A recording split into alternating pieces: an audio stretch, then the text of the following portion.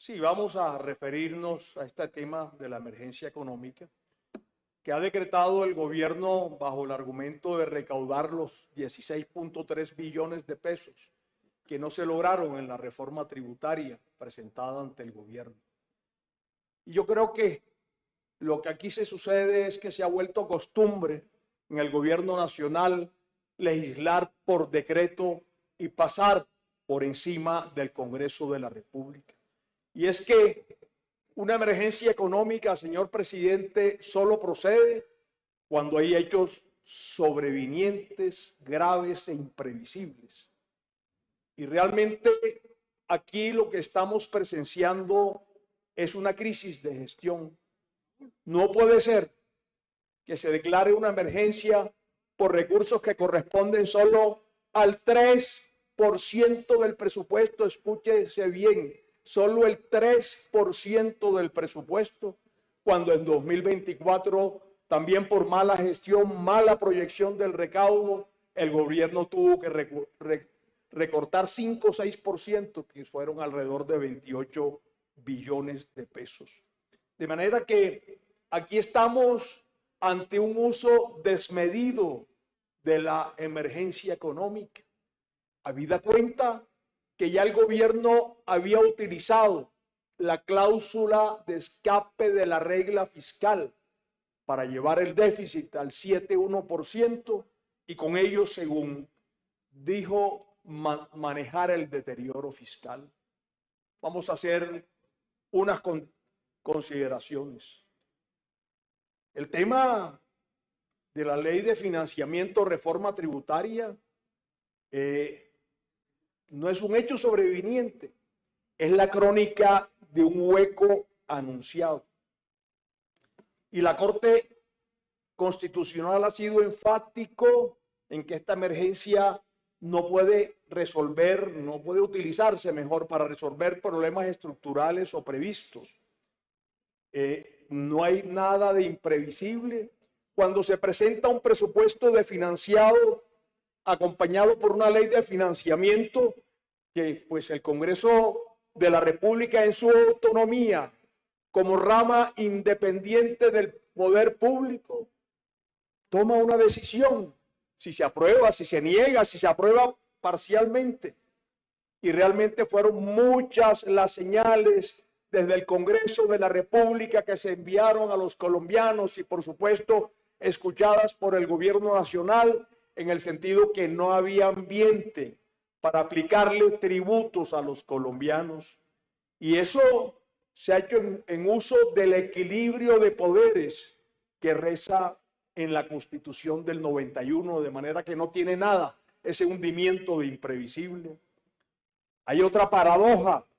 El dinero se tiene y no se gasta, óigase bien, colombianos.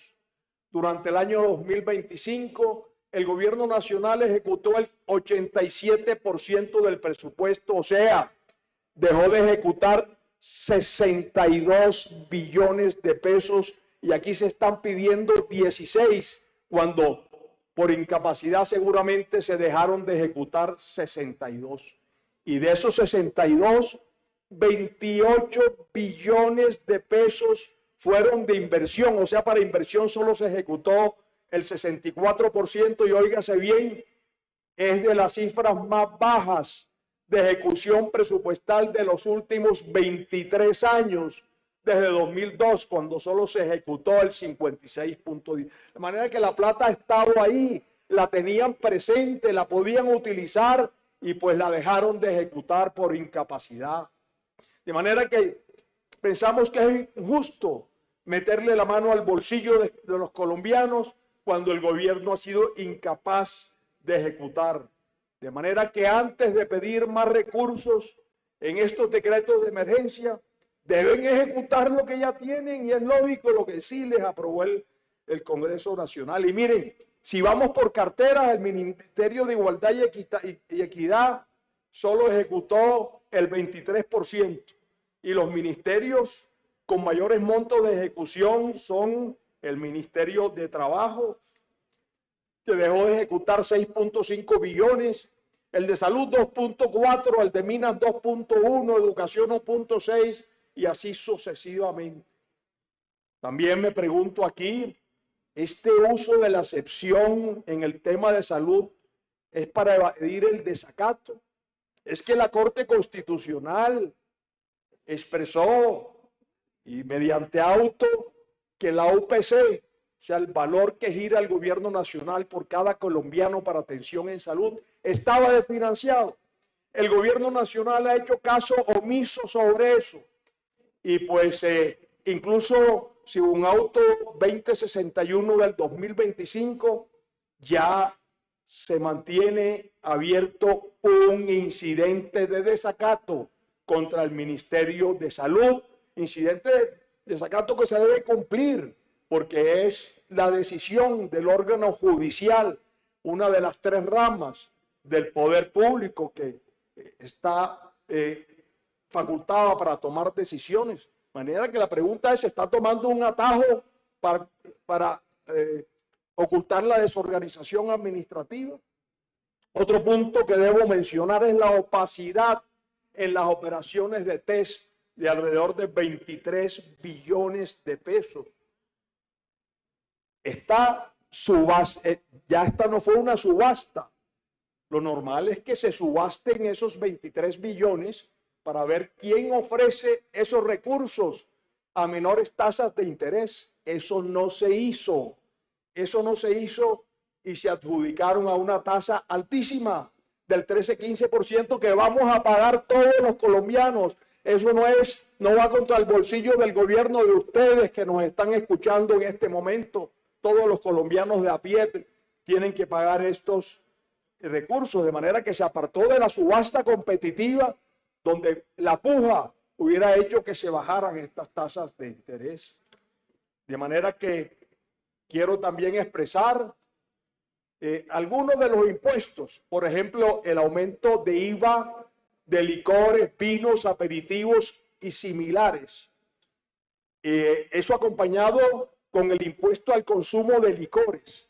Ya escuchamos a los señores gobernadores, este es un impuesto y un IVA que va a generar contrabando y va en contra de las finanzas departamentales. Estos recaudos son de orden territorial y en un afán de seguir violando la autonomía territorial y la descentralización, se impone este impuesto que va en contra de las finanzas de los departamentos, como ellos mismos lo han expresado, porque vamos a tener un contrabando rampante. Yo recuerdo, señor ministro de Hacienda, que está aquí presente, yo estuve hace unos 25 años cuando se tomó una decisión por parte de este Congreso inversa, cuando estábamos inundados de licores de contrabando, se le bajó el IVA, el impuesto, y pues el contrabando disminuyó.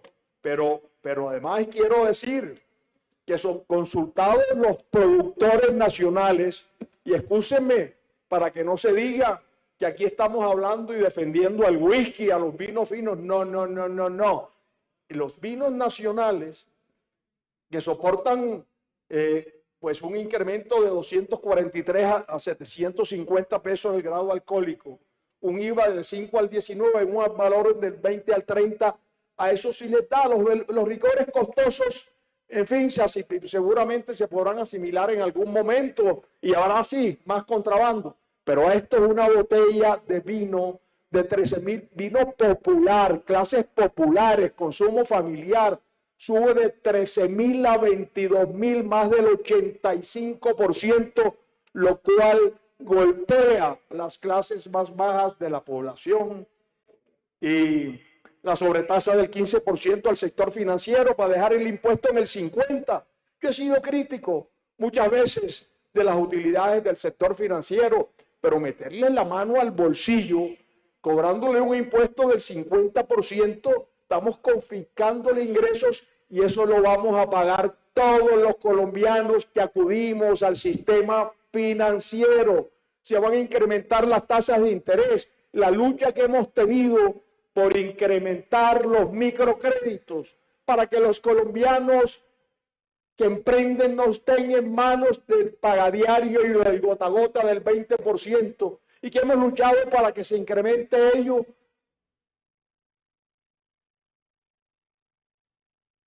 Señor presidente, Señor senador senador Efraín Cepeda, tiene 3 minutos para terminar su intervención. Muchas gracias, señor presidente. De manera que eso, que se olviden los microempresarios del crédito, que ya no habrá crédito para ellos con este impuesto que se presente imponer, y la no deducibilidad de las regalías.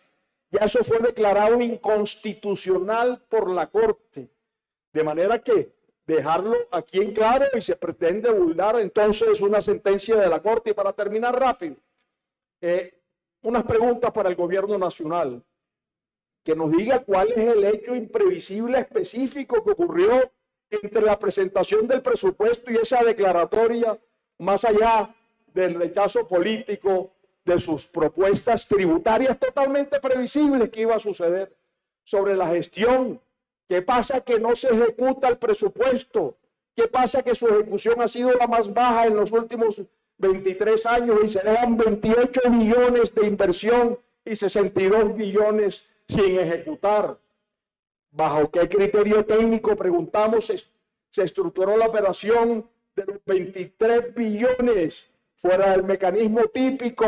Opacidad total, con una cifra importante, mucho mayor que lo que se presenta recaudar de la reforma tributaria, que golpea el bolsillo de los colombianos, sobre los impuestos y sus efectos en el departamento. ¿Cuál es el efecto del incremento de estos impuestos aceleradores en las finanzas departamentales? Y terminar diciendo que el Partido Conservador no acompaña una declaratoria y unos impuestos que se pretenden corregir que pretende corregir por decreto lo que no se gestionó con rigor. Colombia no resiste más impuestos y menos por decretos. Necesita menos derroche, más ejecución y respeto. El gasto se incrementa a 38 billones de pesos. Se incrementan puestos nuevos, más de 200.000 órdenes de prestación de servicios de cara al decreto. También puestos nuevos de esos 32 billones. Mire, para terminar, el gasto se incrementa 38 billones anuales, la inversión solo de 4. Recorten el gasto en 21 y no se le meta más la mano al bolsillo de los colombianos. Muchas gracias, señor presidente.